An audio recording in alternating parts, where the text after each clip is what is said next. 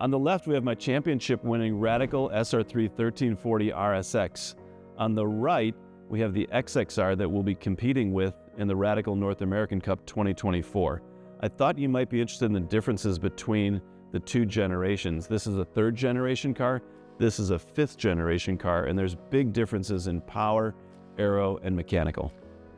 So yeah, Chris, there's quite a bit of advancements in the XXR versus your original RSX car. Carbon fiber splitter to begin with, LED headlights. We've moved the mirrors out, which is a huge safety opportunity. Advancements in the side pod shape, allowing more air to the engine, which has helped significantly in the cooling. New digital dash, which has been a great help providing updates, including the TPMS that's in the wheels for giving real-time feedback for tire pressures. As we move around to the back of the car has a fin which helps in the stabilization of the car at high speeds. And then as we look even further back is different end plates on the rear wing, which has been a huge help in getting the car to be more stable at speeds. This car is also fitted with a carbon fiber diffuser, which is a lot stiffer.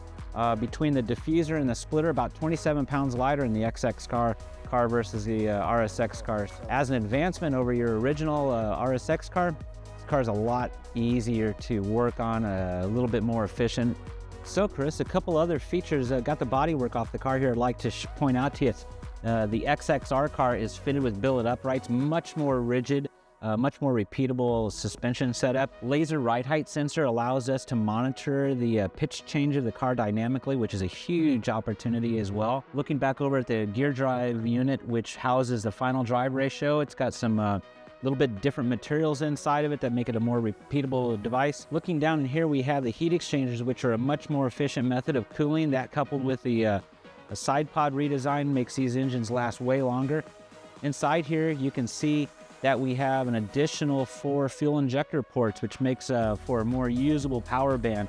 In addition to the new Gen 5 RP engine, electronic blip shift, which is a huge gain from the pneumatic blip shift we've had in the future or in the prior with the RSX cars. So now the question is, what is it like to drive? I've done 6 test days, 3 races in this car.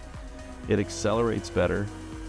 It also is better under braking. It's less likely to lock up under braking.